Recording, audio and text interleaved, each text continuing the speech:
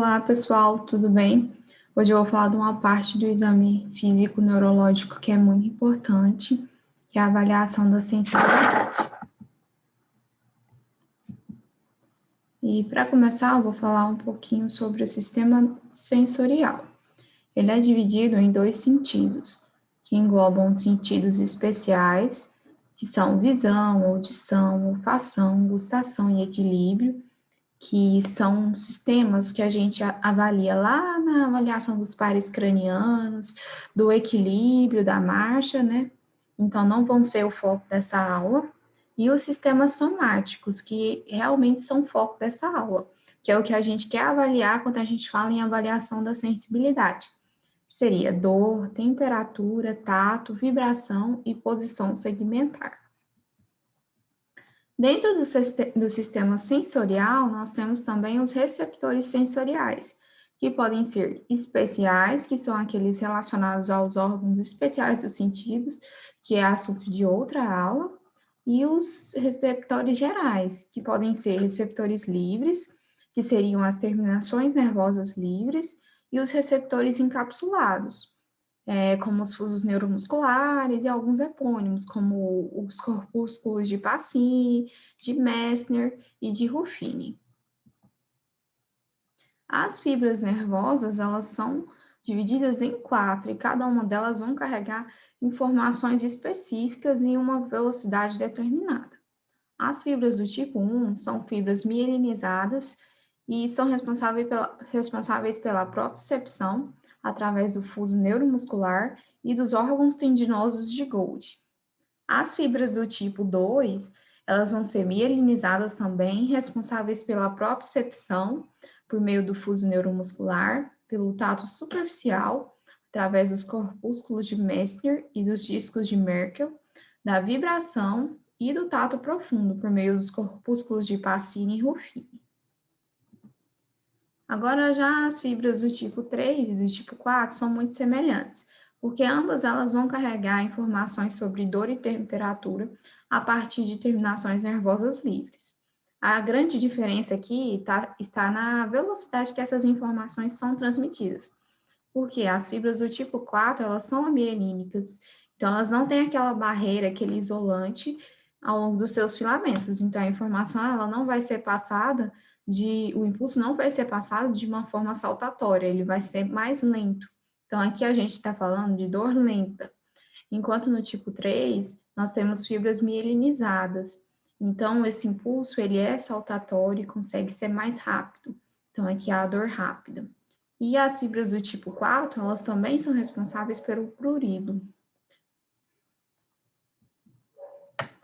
Agora que a gente já conheceu as fibras finas e fibras grossas, a gente consegue diferenciar as neuropatias com base nessas informações que eu falei, neuropatias de fibra fina e de fibra grossa.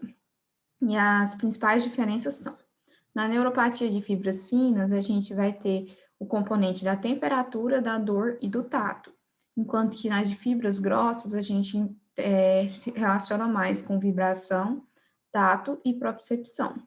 Os reflexos osteotendíneos, eles tendem a estar preservados nas neuropatias de fibras finas, enquanto nas neuropatias de fibras grossas, eles costumam estar hipoativos ou até mesmo abolidos. A dor ela é mais frequente na neuropatia de fibras finas e, pelo contrário, a ataxia ela é muito mais prevalente na neuropatia de fibras grossas. As lesões tróficas quase sempre estão presentes nas neuropatias de fibras finas e normalmente ausentes nas neuropatias de fibras grossas. Também é importante ter uma noção geral sobre a neuroanatomia. E assim, resumidamente, o leminisco medial ele vai ser responsável pelo tato epicrítico, pela propriocepção e pela vibração. E o cruzamento, né, dos tratos, ele vai se dar a nível do bulbo. Pelo contrário, o tato espinotalâmico, ele é responsável pelo tato protopático, que é a pressão que a gente fala, dor e temperatura.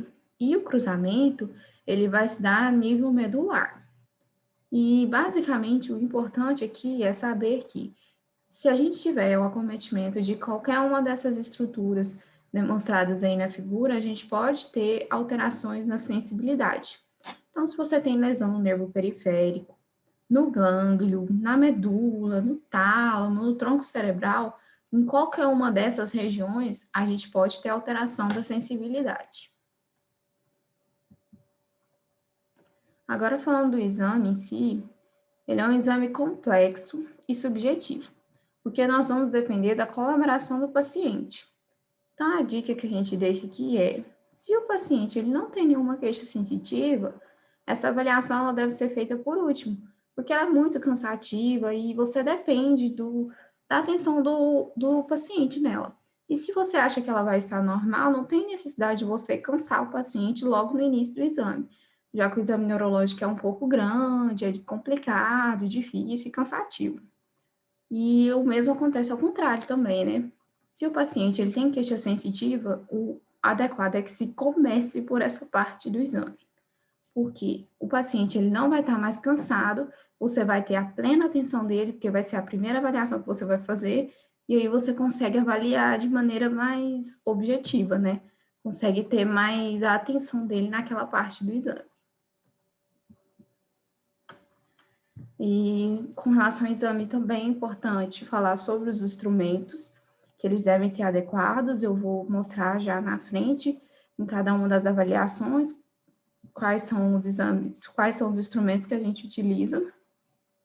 Também é importante fornecer todas as explicações ao paciente, então você vai explicar exatamente, detalhadamente o exame, como ele é, para que o paciente possa te dar as respostas da forma mais correta. E orientar sempre a fechar os olhos, porque o paciente ele não deve ter auxílio da visão nessa parte do exame físico. A gente não deve sugestionar o paciente. Então, a pergunta que a gente faz é, sente igual? Você não vai ficar perguntando qual lado que sente mais, qual lado que sente menos, porque o normal normalmente não está alterado. Mas quando você faz essa pergunta de qual lado que sente mais ou menos, o paciente começa a buscar por pequenas alterações que poderiam passar despercebidas no exame e que são completamente normais. Então, essa não é a pergunta ideal para você fazer. A avaliação ela vai ser sempre de distal para proximal, no sentido caudal craniano. Isso porque a gente quer buscar o nível sensitivo da lesão. E esse nível sensitivo, ele é buscado através desses dermátomos, né? Então, você começa lá avaliando do pé em direção à cabeça, membros inferiores a membros superiores, e conforme você vai fazendo a avaliação, você consegue identificar qual é o nível medular, né? Por último, uma divisão que a gente tem, né, da sensibilidade em sensibilidade superficial e sensibilidade profunda, basicamente, né? A superficial engloba tátil, térmica e dolorosa, a profunda engloba vibratória, propriocepção e pressão. A discriminativa ou complexa são sensibilidades a nível secundário, que envolve integração também do córtex sensorial. Então, são modalidades secundárias, né? E nem sempre são testadas, mas é importante também falar delas, que é a discriminação de 2 pontos, a grafestesia e a estereognosia. Começando pela sensibilidade tátil, ela vai ser avaliada a partir de um toque leve sobre a pele do paciente, com um chumaço de algodão, gaze, uma tira de papel, a sua polpa digital, ou mais especificamente com esses monofilamentos aí da figurinha, que é um instrumento que está geralmente disponível em UBS para a gente fazer a avaliação da hanseníase. É a aplicação que a gente utiliza muito no contexto de hanseníase. E as alterações que nós podemos ter é a hipoestesia, né? Diminuição dessa sensibilidade e a hiperestesia, o aumento da sensibilidade. Aqui também é possível ter o fenômeno de alodínia, que é quando o paciente percebe um estímulo não doloroso como doloroso. Então, nesse caso aqui, nós não estamos testando a sensibilidade dolorosa, é apenas a sensibilidade tátil, ele não deveria sentir dor, mas então ele está sentindo, então a gente dá o nome disso de alogínia. A sensibilidade térmica, ela é avaliada, idealmente, com tubos de ensaio. Esses tubos de ensaio, eles deveriam ser dois, um contendo água fria e outro água aquecida. Mas essa não é a nossa realidade, é um pouco complexo fazer essa utilização. Muitas vezes a gente nem avalia a sensibilidade térmica no dia a dia, mas a gente tem algumas alternativas, que, por exemplo, em utilizar um algodão molhado no álcool para simular a temperatura fria e um algodão seco para simular o quente. Cabo de martelinho metálico, o café quente, o copinho de café um pouco aquecido, também são outras maneiras de improvisar nessa parte do exame. A sensibilidade dolorosa, ela é feita com estímulo, né, sobre a pele do paciente, com a utilização de instrumentos pontiagudos e não cortantes, e de preferência que sejam descartáveis. A gente pode utilizar agulha, palito, alfinete. Também existem alguns instrumentos que a gente já tem acoplado como se fosse uma agulhinha para avaliar. Em alguns martelos neurológicos, a gente tem essa possibilidade. E as alterações que nós podemos ter é hipoalgesia e hiperalgesia. É muito importante aqui a gente notar que nós não temos alodínia, porque aqui a gente está simulando um estímulo doloroso. E a alodínia, ela acontece quando o estímulo não é doloroso. Então, aqui, o esperado é que o paciente sinta dor, porque o estímulo, ele é doloroso. Então, ele pode ter hiperalgesia, mas a alodínia não. Porque a alodínia seria se a gente estivesse fazendo um estímulo não doloroso e ele estivesse reconhecendo ele como um estímulo doloroso. A sensibilidade vibratória, ela vai ser analisada com o uso do diapasão, geralmente na frequência de 128 Hz. A gente vai bater o diapasão nas mãos, colocar ele para vibrar, segurar pelas hastes e colocar sobre uma proeminência óssea. Geralmente a gente coloca sobre o maléolo, que é o principal. Aí o que a gente pergunta para o paciente? A gente pergunta se ele está sentindo a vibração e até quando ele sente essa vibração. Então é importante que você também saiba por quanto tempo o seu diapasão vibra, porque aí você tem uma noção se o paciente está sentindo pelo tempo esperado ou não, se essa sensibilidade ela está reduzida ou aumentada. A proprioceptiva, né, nada mais é do que a posição segmentar, né, que a gente já falou um pouquinho, ela consiste na percepção dos movimentos corporais. A gente avalia a partir da movimentação dos artelhos. Então, a gente segura pela porção lateral, nunca no leito ungueal, porque assim você pode induzir o paciente, você pode sugestionar ele e dar pistas, né, realmente de qual posição o dedo está. Aí você vai questionar para ele: o dedo está para cima ou está para baixo? E aí vai alternando as posições. Agora a barestesia, né, a pressão, ela também, assim como a sensibilidade térmica, não é muito feita no dia a dia. Mas ela é bem simples de executar, né? A gente vai simplesmente fazer uma pressão sobre a pele do paciente com as nossas mãos mesmo e questionar se ele sente e se ele consegue também localizar, né? Lembrando que ele vai estar de olhos fechados, então ele tem que localizar sem o auxílio da visão. A discriminação de 2 pontos, né? Agora que a gente vai entrar naquelas modalidades secundárias mais complexas, mas que também são importantes, apesar de não serem tão avaliadas no dia a dia. Elas englobam a discriminação de 2 pontos, que consiste na capacidade de diferenciar um estímulo de dois.